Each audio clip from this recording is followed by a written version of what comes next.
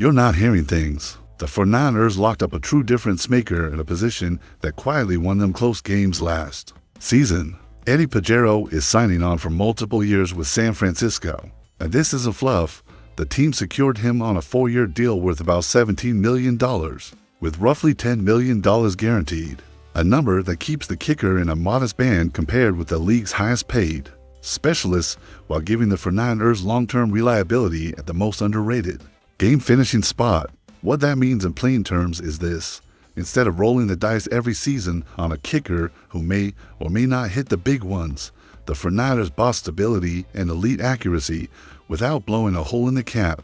Performance-wise, Pajarro didn't just look good, he was borderline historic. Last season, he converted 28 of 29 field goals, finishing with a field goal rate north of 96% and topping the league in efficiency. That single miss was a monster 64-yard attempt that clanged off the crossbar, not a routine chip shot miss. Put another way, when games are tight and the kicker is the difference between a road split and a division sweep, you want the guy who's been money. That accuracy saved drives, changed play calls late in games, and gave the coaching staff another weapon to manage both clock and field position.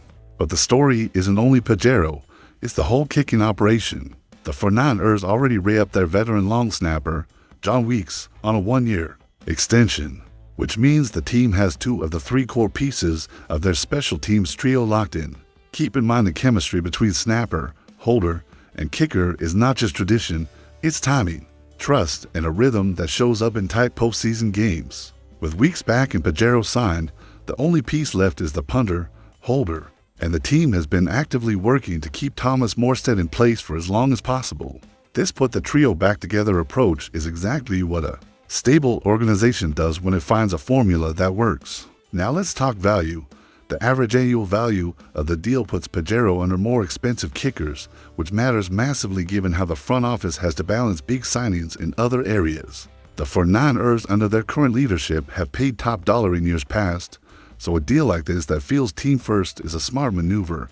Pajarro could have pushed for a higher AAV given his league-leading efficiency, but staying under that top 10 kicker pay band preserves cap flexibility for roster adjustments and the draft. That's a huge win for a club that wants to keep building around the offense and defense while still shoring up special teams. If you love smart business moves as much as big splashy signings, this one's for you. I want you to picture a late season overtime. The offense grinds a couple first downs, stalls at the 32-yard line, and they're settling in to try a 49-yard game-winning field goal. If your brain instantly goes to worry, what if the kicker misses? That's exactly the fear the 49ers just neutralized. With Pajarro, your coach can trust the leg. That changes fourth down decisions, fourth quarter aggressiveness, and how Shanahan manages timeouts and play calls. That ripple effect is subtle on a stat sheet, but gigantic when you're replaying those moments in the offseason. Quick check-in. What do you think so far? Was this signing a no-brainer or a cap gamble? Type a one-word take below. Booyah if you love it. Wait if you're skeptical. And real quick, if this kind of timely breakdown is helpful, hit that subscribe button and ring the bell. We're pushing to hit 2,000 faithful. We can upgrade cameras and bring more on-the-ground content from the team. Now, a short mid-roll. If you want to support the channel beyond subscribing, use super thanks or hype on this video. It's not a donation, it's how you fuel our quest for the next Super Bowl trophy and let us improve the quality of coverage for the whole community. Every hype helps pay for better mix, faster uploads, and more breakdowns, and honestly, it's how this little crew keeps the lights on. Mid-roll CTANs. Before we move on, here's a small but important point. Signing these special teams pieces early, before the tampering window throws the market into chaos, is a disciplined move. Pajarro signed his deal before free agency frenzy truly began, and that suggests both trust from the player in the organization and a front office that prefers to set the agenda rather than chase it. That team-first language matters when players choose where to land. Locker room fit, coaching, and culture all weigh more than the 1-year extra cash. Alright, that covers the headline. Pajarro is signed, Weeks is back, and Morstead is the one to watch next. Up next, I'll break down how this signing affects the cap and roster strategy. Yes, we're going to get into the numbers and the dominoes that matter for free agency and the draft. If you want the deeper cap math, stay with me. We'll walk through realistic scenarios and what the 49ers should prioritize now. The reason this move matters more than most people realize comes down to strategy, cap discipline, and one word that championship teams obsess over: consistency. When the 49ers committed to Eddie Pajarro on that team-friendly 4-year deal, they weren't just bringing back a kicker who had an incredible season. They were protecting one of the most quietly valuable parts of the entire roster, the special teams unit that completely flipped the narrative last year. Think back for a second. Before that turnaround, special teams had been a problem area for the 49ers. There were seasons where field positions slipped away, kicks were shaky, and every field goal attempt came with that uneasy feeling in your stomach. But last season, that changed. The unit jumped from near the bottom of the league to one of the most efficient special teams groups in football. That kind of improvement doesn't happen by accident. It happens when the pieces start working together perfectly. And the biggest piece of that puzzle was Pajarro.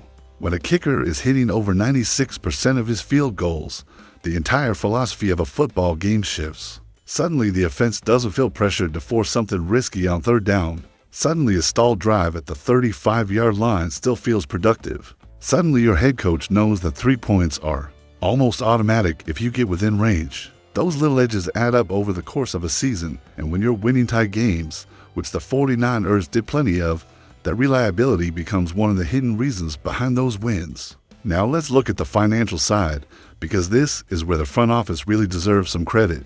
The deal averages out to just over $4 million per year. That places Pajarro outside the top tier of kicker contracts, which is kind of wild when you consider the production he just delivered.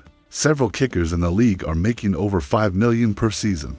Some of them aren't even close to Pajarro's level of accuracy. So from a cap management perspective, the 49ers basically secured elite performance at a mid-tier price. And that matters because this roster is expensive. The 49ers have built one of the most talented teams in the league over the last decade, and that talent comes with big contracts. Star players across the roster mean every $1 million has to be spent carefully. When a player like Pajarro chooses to stay on a contract that doesn't max out the market, it gives the team breathing room to keep building everywhere else. That's the kind of move that helps a roster stay competitive year after year instead of getting squeezed by the salary cap. But the financial side is only part of the equation. The other huge factor is continuity. Special teams' success depends heavily on rhythm between the snapper, the holder, and the kicker. When those three positions stay together, timing becomes automatic. The snap hits the holder the same way every time. The ball is placed the same way every time. The kicker steps stay identical. That level of repetition is exactly why teams try so hard to keep those units intact once they find a combination that works. Right now, the 49ers have already secured 2 of the 3 pieces. John Weeks is back as the long snapper, and Pajarro is now locked in for the long haul. That leaves one final piece of the puzzle, the holder, who in this case is the punter Thomas Morstead. The team has been working to keep that final link together, and if they manage to bring him back as well, the entire kicking operation returns exactly the same. And that's a big deal because consistency at those positions reduces mistakes. No botched snaps, no awkward holds, no rushed kicks, just smooth execution when the pressure is highest. Let me throw a question your way because I'm genuinely curious what you think about this strategy. Do you believe keeping the entire kicking trio together should be a priority for the 49ers, or would you rather see the money spent somewhere else on the roster? Let me know in the comments. Just type YES if you want the trio back, or nitrogen monoxide if you move the resources to another position.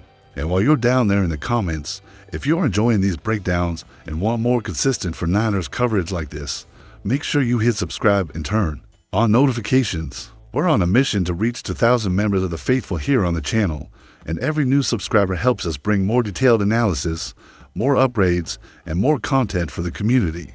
Quick mid-roll before we keep rolling. If you want to go one step further in supporting the channel, you can use the Super Thanks or Hype feature right below the video.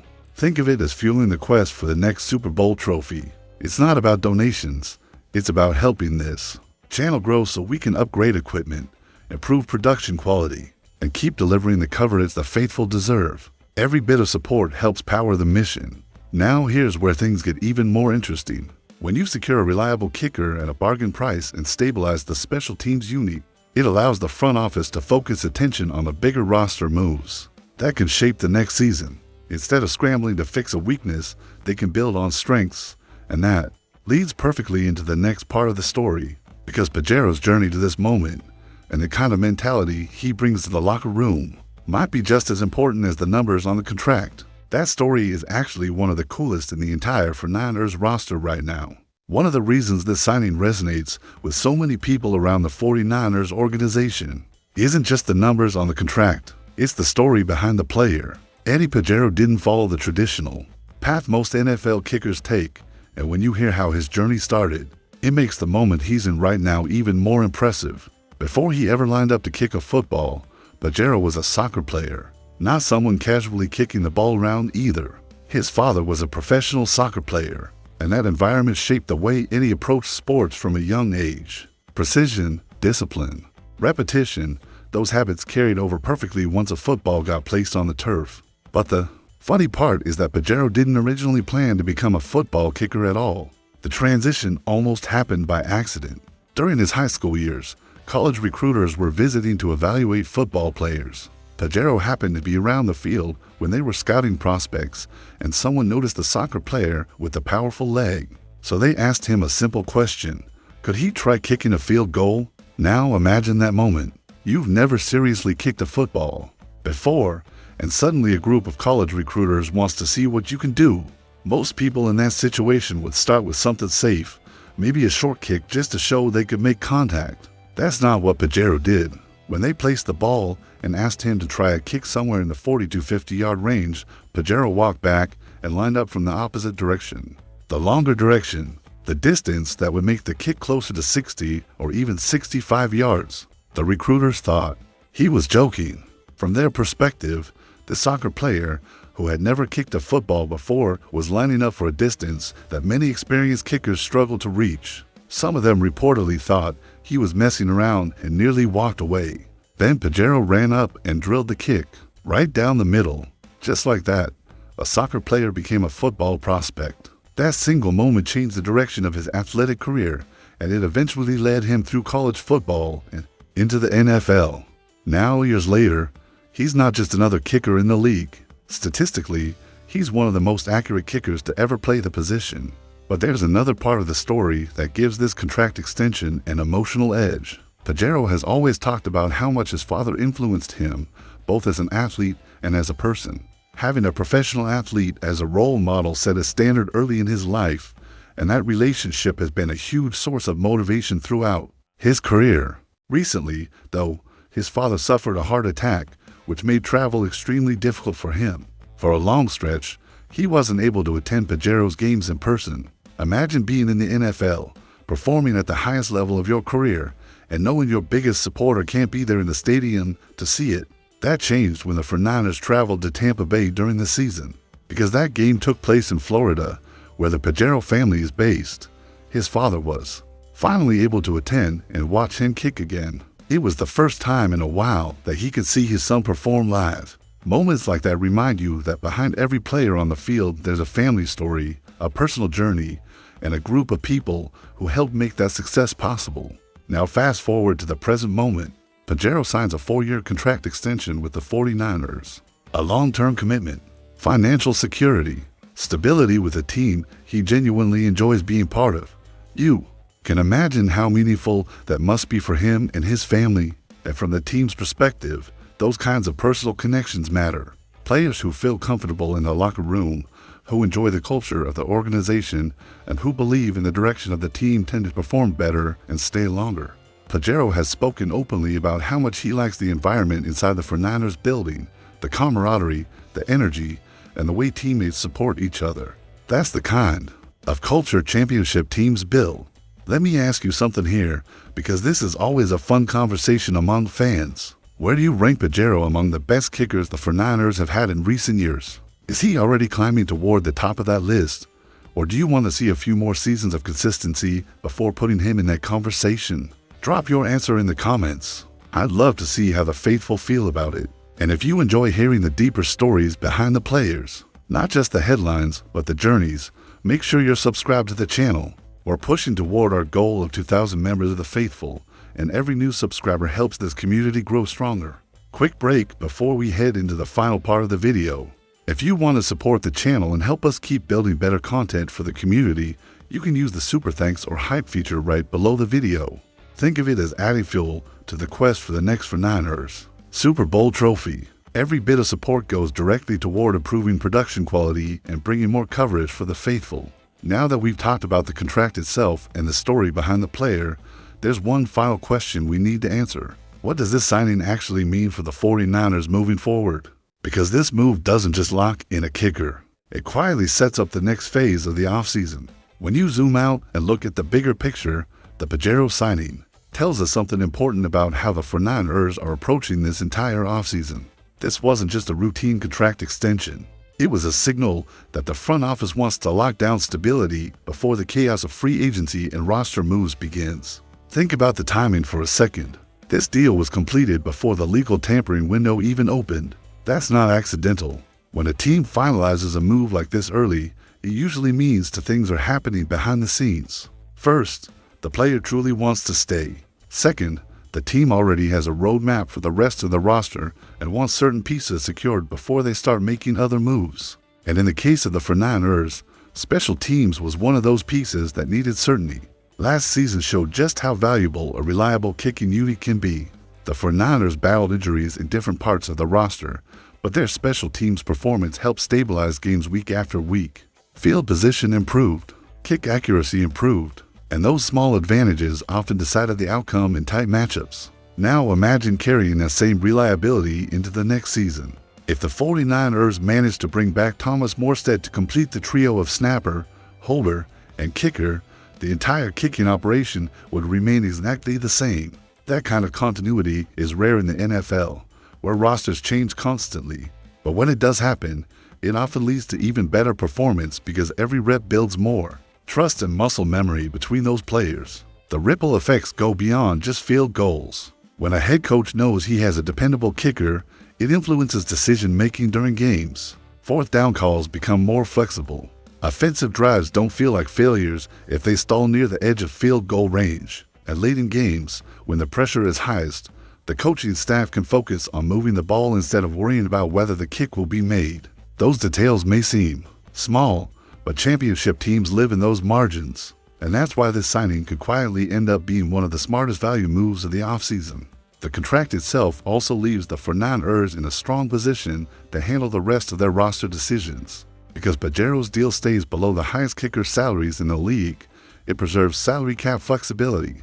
That flexibility matters when you're trying to maintain a roster that already includes multiple star contracts on offense and defense. Every $1 million saved in one area creates opportunity somewhere else. Maybe it helps keep a depth player who might otherwise leave. Maybe it allows the front office to pursue a strategic free agent addition. Or maybe it simply gives the team breathing room heading into the draft. In other words, a smart contracted kicker can ripple across the entire roster. Now here's where I want to hear from you again. Looking ahead to next season, how many games do you think Pajarro could realistically win or save for the 49ers with clutch kicks? Drop your answer in the comments and pick one of these options: 0 to 2 games, 3 to 5 games, or more than 6. Because if the offense continues to put him in scoring range, there's a real chance he becomes one of the quiet heroes of the season. And if you've enjoyed this breakdown and want more consistent 49ers coverage like this, make sure you subscribe and turn on notifications.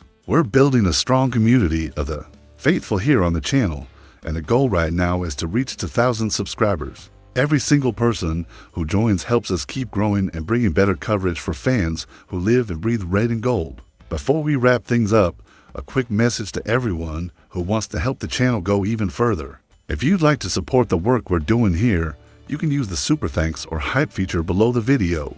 Think of it as fueling the quest for the next Super Bowl trophy. It's not about donations. It's about helping power better equipment, stronger production quality, and more in-depth coverage for this community of 49ers fans. Every bit of support helps us keep building something special for the faithful. So to recap the big takeaway from today's news, Eddie Pajarro is staying in San Francisco. On a 4-year deal, the 49ers are keeping one of the most accurate kickers in football. And the special teams unit that helped drive last season's success now has a foundation for the future. Sometimes the smartest offseason moves aren't the loudest ones. Sometimes they're the moves that make sure the team keeps winning the close games. And this one might end up being exactly that. Now let me know one more thing before you go. Was locking up Pajarro the most important move the 49ers could make before free agency, or do you think another position should have been a priority? I'm reading the comments, so jump in and share your take.